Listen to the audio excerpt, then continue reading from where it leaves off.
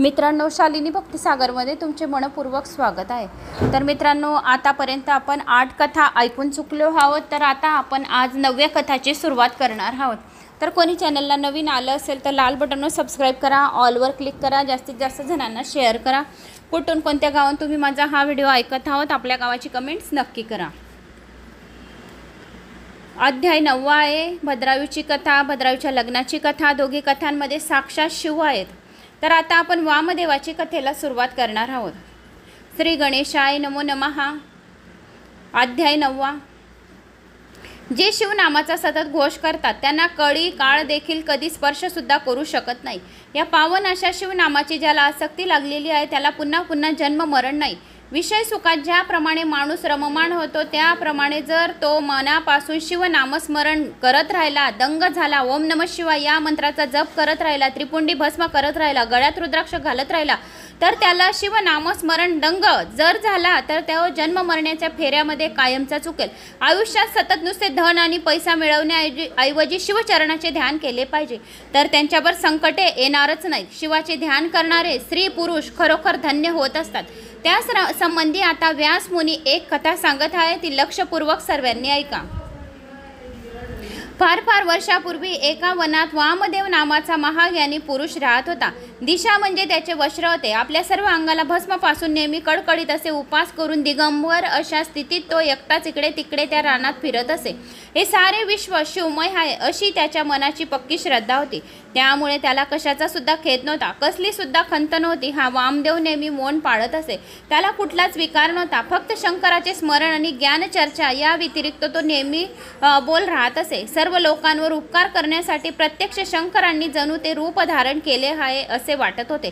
तो नेहमी आत्मस्वरूपात दंग असे, नेहमी समाधीस्थ स्थितीत असे, असेच पाहणाऱ्यापैकी कोणालाही वाटत असे। त्याने आपल्या तपाने तेजाचा दाहकपणा पूर्णपणे जाळून टाकला होता। पृथ्वीचा कठीणपणा त्याने कमी केला होता।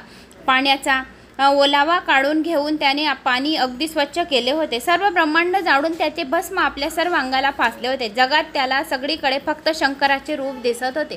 एकदा काय झाले, त्या अरण्यात एक महाभयंकर ब्रह्म राक्षस आपली चांगली हातभर जीभ तोंडाबाहेर काढून लाल लाल डोळे इकडे तिकडे फिरवीत येणाऱ्या सर्व प्राण्यांना खाऊन टाकीत येत असताना रस्त्यात त्याला वामदेव दिसला। ब्रह्म राक्षस त्यांच्या अंगावर एकदम धावून गेला। आपल्या दोन्ही हातांनी वामदेवाच्या गळ्याला त्याने घट्ट मिठी मारली। त्यावेळी वामदेवाच्या अंगाला लागलेले जे पवित्र भस्म थोडंसं त्या ब्रह्म राक्षसाच्या अंगाला लागले। त्याबरोबर परिसाच्या स्पर्शाने जसे लोखंडाचे सोने व्हावे तसे त्याचे पहिले भाव एकदम पालटले। त्याची दुष्ट वृत्ती एकदम पार नाहीशी झाली। तो वामदेवाच्या चरणावर जाऊन पडला। खरे तर वामदेवाला याचे भानही नव्हते की आपल्या स्मरण पूजनात अगदी दंग होता। त्याला सुख दुःख काहीच जाणवत नव्हते। शरीर दुःखी आहे, शरीराला कोणता रोग लागला, शरीर कोणत्या देशीप्रमाणे भ्रमण करीत आहे याची त्याला अजिबात काळजी नव्हती। वामदेवाच्या स्पर्शाने त्या ब्राह्मण राक्षसाला मात्र लगेच दिव्य रूप प्राप्त झाले।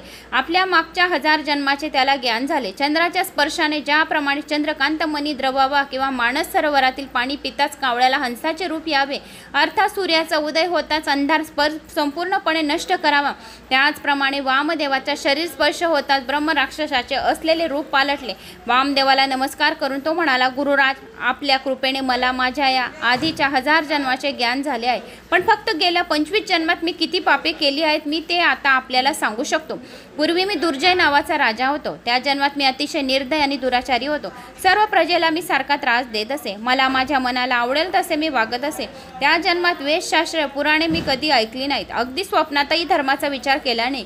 ब्रह्महत्येसारखी अनेक मोठमोठी पापे केली। रोज नवीन नवीन स्त्री पकडून आणून मी तिच्या इच्छेविरुद्ध उपभोग घेत असे। एकदा एका स्त्रीचा भोग घेतला की पुन्हा कधी ती तिच्या तोंडही पाहत नसे। त्या सर्वांना माझ्या कैदेत डांबून ठेवीत असे। त्या बिचाऱ्याच्या आयुष्यभर तुरुंगात रडत ओरडत अगदी तळमळून मला शाप देत आक्रोश करीत असे। माझ्या राज्यातील माझा नागरिक असलेला ब्रह्मवर्ग माझे राज्य सोडून पळून गेला। या जन्मात एकूण 300 ब्राह्मण स्त्रिया, 400 क्षत्रिय स्त्रिया आणि 1000 वैश्य स्त्रियांचा मी उपभोग घेतला। शूद्राच्या 1000 स्त्रियांच्या त्याचबरोबर 400 चांडाळ स्त्रिया, सहस्र माग कन्या तसेच 500 चांभार कन्या, 400 परीट कन्या मी उपभोगल्या होत्या। माझ्या जीवनात वेश्या किती आल्या आणि किती गेल्या मी हिशोब ठेवला नाही। पण त्या जन्मात इतक्या स्त्रिया भोगूनही माझे मन तृप्त झाले नव्हते. मी रात्रंदिवस खूप दारू पीत असे, वाटेल ते खात असे. सरते शेवटी मी आजारी पडलो. त्यावेळी मला क्षयरोग झाला आणि त्याच्या रोगांमध्ये मी मरण पावलो. त्यावेळी यमदूतांनी मला पकडून नरकात ढकलून दिले. यमपुरीची दारुण दुःख कसे असते ते मी सोसले. तेथे दया हा शब्द कोणाकडे नव्हता. ताब्याच्या तापलेल्या जमिनीवरून यमदूतांनी चालवत चालवत तेथून मला नेले. लोखंडाचा खांब लाल होईपर्यंत तापून त्या खांब्याला मला आलिंगन द्यायला लावले. तापलेल्या आणि उकळत असलेल्या तेलात मला टाकले. माझ्या तोंडात विष्ठा आणि मूत्र बडबडे कोंबले. खारट आणि कडू रस जबरदस्तीने प्यायला लावले. मला जमिनीवर पालथे पाडून तीक्ष्ण चोचीच्या पक्ष्यांकडून माझे डोळे फिरवले. मला कुंभी पात्रात घालून रटारटा शिजवले. माझ्या दोन्ही कानात तांबलेले सळ्या खूप असल्या. तेथील जाचांचे मी आणखी काय वर्णन करू. तेथे रक्तकुंड आणि रेतकुंडात मला कित्येक दिवस बुडवून ठेवले. माझ्या अंगाचे मांस तोडले. माझ्या शरीरात झालेल्या जखमांवर मिठांचे पाणी टाकले. माझ्या तोंडातील जीभ, नाक, कान सुद्धा तोडून टाकले. तीक्ष्ण शस्त्रांनी कापून टाकले. माझे हातपाय तोडले, पोट चिरले. तसेच माझ्या माथ्यावर तापलेली शस्त्रे खेचली, शिश्न कापले, गुद्धाद्वारा तप्त असे रस ओतले. पाठीकडे वाकून माझ्या पायाला माझी मान बांधली. सर्व अंगाला सुया टोचल्या. दगडाने वृषणाचे पीठ केले. हातपाय एकत्र करून बेड्या घातल्या, ज्याचा कधी कुणाला पार लागणार नाही अशा महाभयंकर नरकात बुडवले. गुद्धद्वारात तप्त असे रस ओतले. पाठीकडे वाकून माझ्या पायाला माझी मान बांधली. सर्व अंगाला सुया टोचल्या. दगडाने वृषणाचे पीठ केले. हात आणि पाय एकत्र करून बेड्या घातल्या, ज्याच्या कधी कुणाला पार लागणार नाही अशा महाभयंकर नरकात बुडवले. माझ्या तोंडातील दात पाडले. मानेला फास घातला. आपलीच विष्ठा आणि मूत्र मला खायला लावले. माझ्या सर्व अंगाचे तुकडे तुकडे केले. कुत्र्यांकडून शरीर टराटरा फाडवले. लाल लाल तापलेल्या लोखंडाने मारले. उखळात घालून तापलेल्या मुसळांनी त्यांनी मला काढले.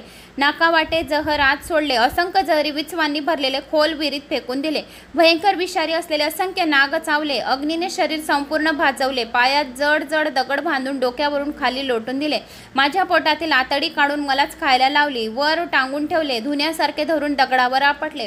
अणुकुचीदार अशा खिळ्यांवर उभे केले. इंगळ्याचे अंथरूण करून त्यावर मला झोपायला लावले. दगडाने डोके फोडले. लोखंडाचे चणे गरम करून मला खायला दिले. पोट फाडून तापलेल्या मोठमोठ्या सळ्या नाकात कोंबल्या. मानेला मोठे मोठे दगड बांधून उपराटे टांगले आणि वाघ सियांकडून शरीराचे तुकडे केले. हत्तीच्या पावलाखाली टाकून त्याच्याकडून चिरडले. तापलेले कडत कडत पाणी प्यायला लावले. माझी अष्टांगे कापून वेगवेगळी केली. अवतीभोवती भयानक भूते लिंग कापून खाका म्हणत असे. माझे सगळे सांधे खटाखटा मोडून टाकले. भूमीमध्ये शरीर पुरून त्याच्या बाणाचा वर्षाव केला. टोकदार सुळ्यावर पालथे ठेवून मुसळांनी कुटले. मग पुन्हा पायाला दगड बांधून नरकात फेकून दिले. काचा, शिशे यांचा अत्यंत तप रस्त करून प्यायला लावले. अशा अत्यंत भयानक अशा नरक यातना मी 3000 वर्ष भोगल्या. या यातना भोगताना दरवेळी शरीर संपत होते, पण प्राण मात्र जात नाही, ज्यामुळे सर्व यातना सोसाव्या लागतात. त्या समजतात. मग यमदूतांनी मला व्याघ्र जन्मात ढकलून दिले. त्यानंतर जन्मात मी अजगर झालो. त्यानंतर पुढच्या वेळी मी लाडकाचा जन्म घेतलो. चौथा डुकराचा जन्म घेतलो. नंतर सरपटणाऱ्या वर्गातील सरडा बनलो. 6व्या जन्मात कुत्रा, 7व्या जन्मात कोल्हा आणि नंतर मग पुढच्या 8वा जन्म गेंड्याचा भेटला. 9वा जन्म झाडावरच्या माकडाचा भेटला. 10वा जन्म गाढवाचा भेटला. मग 11वा जन्म मुंगूत झालो. 12व्या जन्मात साप झालो. 13व्या जन्मी पक्षी कुळातील बगळा झालो. 14व्या जन्मी उकरड्यावरचा कोंबडा झालो. नंतर गिधाडाच्या जन्मात गेलो. मृत जनावरांची सडलेली शरीरे खाल्ली. मग त्यानंतर मांजराचा जन्म झाला. त्यानंतर डबक्यातील बेडूक बनलो. 18व्या जन्मी कासव झालो. नंतर पाण्यामधला मासा बनलो. माशानंतर मला उंदराचा जन्म आला. नंतर निशाचर अशा घुबडाचा जन्म भेटला. 22वा जन्म हा वनादिवी राजांचा जन्म घेतला. नंतर उष्ट जन्म घेतला आणि पापी निषादाचा जन्म घेतला. या जन्मात मी खूप प्राण्यांची हत्या केली. त्यानंतर मला भयंकर राक्षसाचा जन्म प्राप्त झाला. स्वामी महाराज, केवळ आपल्या कृपेमुळे मला ज्ञान प्राप्त झाले. मी आता पावन झालो आहे. गंगेच्या पवित्र जलाच्या स्नानाने पाप नाहीसे होते. दत्ताच्या दर्शनाने सारे भवताप नाहीसे होते. तसे कल्पवृक्षाच्या केवळ दर्शनाने जन्मभराचे दैत्य नाही होत, तसे तुमच्या दर्शनाने माझे मागचे सर्व पापे नष्ट झाली आहेत. राक्षसाचे भाषण ऐकून वामदेव म्हणाला, फार पूर्वी एक ब्राह्मण होता. एक शूद्र स्त्रीवर त्याचे अतिशय प्रेम होते. शूद्र स्त्रीच्या पतीने एकदा या दोघांना एकत्र पाहिले. त्याचा राग एकदम खूप उफाळला. त्याने ब्राह्मणाला मारून गावाबाहेर नेऊन टाकले. त्या अत्यंत संस्कारही त्याने तेथे केला नाही. यमदूत सुद्धा त्याला मारत मारत घेऊन गेले. त्याला त्याने खूप त्रास दिला. ब्राह्मणाचे प्रेत तसेच गावाबाहेर पडलेले होते. तेवढ्यात काय झाले, शिवालयासमोरील भस्मात लोळून एक कुत्रे वेशीबरोबर पळत पळत आले आणि ब्राह्मणाच्या प्रेतावर जाऊन पडले. शिवाच्या भस्माचे काही कण कुत्र्याच्या अंगाला चिटकले होते. शिवाचे भस्म अंगाला लागताच ब्राह्मणाचे पूर्वी केलेले सगळे पाप नष्ट झाले.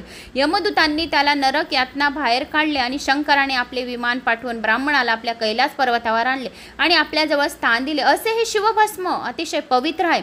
राक्षस हात जोडून म्हणाला, महाराज कृपा करून मला या भस्माचा आणखी महिमा सांगावा. भस्म चांगले कोणते, कसे लावावे हे कृपा करून मला नीट सांगावे. तेव्हा वामदेव पुढे सांगून लागले. एकदा अतिशय उत्तुंग अशा मंदागिरी पर्वतावर शंकर सर्व देवांसह बसले होते. यक्ष, किन्नर, गंधर्व, देव, उपदेव, पिशाचांचे सर्व देव महिषापातील कोंडाळे करून बसले होते. मरुदगण, पितृगण, 11 रुद्र, अष्टवसू, अष्टभैरव, अष्टदिक्पाल, 88,000 ऋषी, 60,000 वाल्खिल्य ब्रह्मपुत्र, पाताळ, नाग, पृथ्वीवरचे महान पावन राजे सर्वजण शंकराला वेढून त्याच्या सभोवताली बसले होते. नंदिकेश्वर सर्वात पुढे बसले होते. तेवढ्यात त्या ठिकाणी सनतकुमार आले आणि शंकराला नम्रपणे नमस्कार करून त्यांनी आपणास भस्म धारण करण्याचा विधी सांगावा अशी विनंती केली. तेव्हा भगवान शंकर म्हणाले, गायीच्या शेण्या चांगल्या जाळून घ्यायच्या. गायीच्या शेण्यांच्या ज्या गवऱ्या असतात त्या कंडे असतात त्यांना चांगले जाळून त्यांची राख करावी. त्या राखेत मात्र अजिबातच काही खडा वगैरे येऊ देऊ नये. नंतर ती विभूती शिव गायत्री मंत्राने पवित्र करावी. आधी अंगठ्याने वर लावावी, मस्तकाभोवती लावावी. विभूती लावताना तर्जनीचे बोट लावू नये. करंगळीही त्याच्यापासून वेगळी ठेवावी. कपाळावर 2 बोटाने विभूती लावावी. अंगठ्याने मध्यरेषा काढावी. नंतर तर्जनीने लावता 3 बोटांनी आपल्या सर्व अंगाला विभूती लावावी.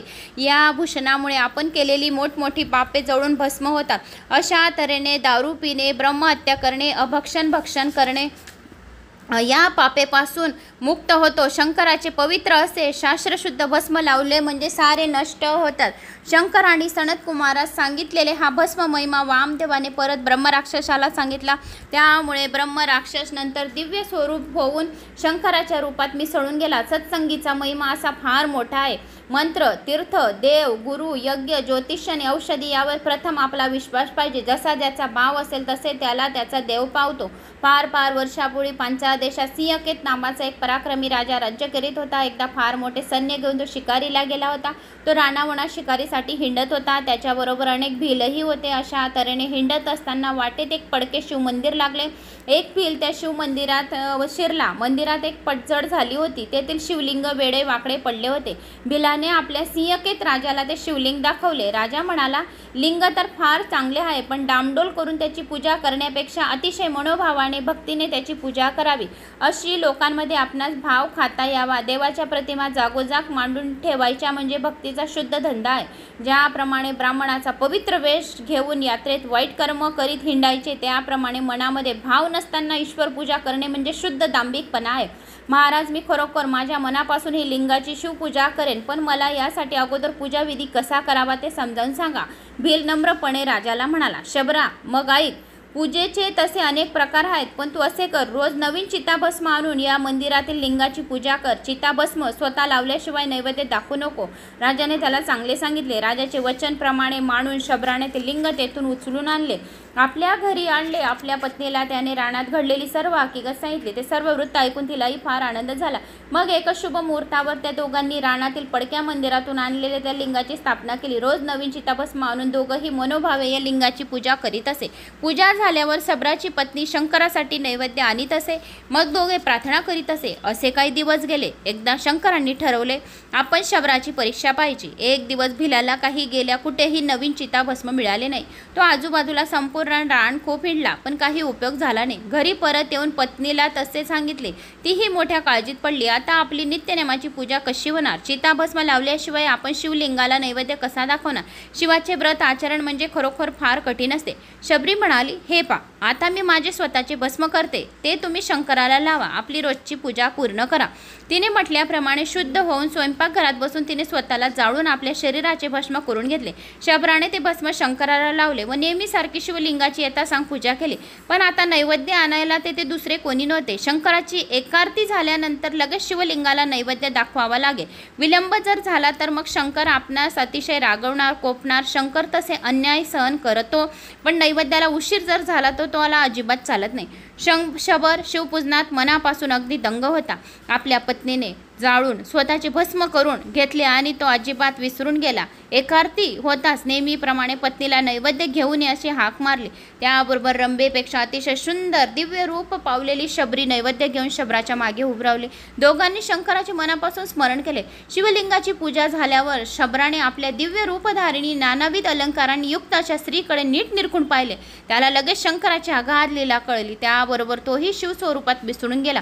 दोघांनी नेण्यासाठी आकाशातून भगवान शंकराचे दिव्य विमान आणले. दिव्य विमान खाली आले. मंगलवाद्य वाजत होते. स्वर्गीय पुष्पांचा गंध सगळीकडे दरवळत होता. सिंहकेत राजा आपल्या मनात खूप खूप आश्चर्य करीत होता. त्याने विनोदाने त्या भिलाला पूजेचा प्रकार आणि चिताभस्म लाव असे सांगितले होते. भिलाने मात्र ते खरे म्हणून भक्तिभावाने त्याने सांगितलेल्या गोष्टीचे तंतोतंती पालन केले. त्याला शबर आणि शबरीच्या एकनिष्ठेचे कौतुक वाटले. खरी भक्ती केल्याशिवाय कोणालाही शिवशंकर प्रसन्न होणे शक्य नाही. शबर आणि शबरीच्या भक्तीप्रमाणे जर आपण भक्ती केली तर देव आपल्या जवळच आहे. यामधून सिंहकेत राजालाही शिवभजन करण्याचा आणि छंद जडला. तो शिवलीलामृत नेहमी कथा ऐकू लागला. शिवलीलामृताच्या जो कथा नेहमी ऐकतो त्याच्यावर शिव लगेच प्रसन्न होतो. शिवरात्र, प्रदोष, सोमवार ही व्रते नियमितपणाने करू लागला. सत्पात्री दान करू लागला आणि शेवटी तोही शिवपदास पोचला. शिवभजनाचा, शिवपूजेचा महिमा खरोखर अत्यंत अगाध आहे. श्रीधर कवी काव्यवल आणि पूर्णपणाने भरलेली आहे. शिवलीलामृत मंडपावर चढले आहे. तिची दाट छाया सर्वत्र पडली आहे. शिवभक्तीने या छायेत येऊन दोन घटका अत्यंत निश्चितपणे बसावे. प्रेमरूपी द्राक्षे फळे मनापासून खावेत. तल्लीन होऊन आनंद लुटावा. अशा ह्या वामदेवाची कथा आणि भस्माचे महात्म्य, नैवेद्याचे महात्म्य असे या व्हिडिओमध्ये मी तुम्हाला या अध्यायामध्ये तुम्हाला सांगितले आहे. तर मित्रांनो, मला अशी आशा आहे की तुम्हाला ही वामदेवाची कथा आवडली असेल. आवडल्यास एक लाईक करा, चॅनलला सबस्क्राईब करा. कुठून कोणत्या गावात तुम्ही माझा हा व्हिडिओ ऐकत आहात आपल्या गावाची कमेंट्स नक्की करा. जय श्री महाकाल.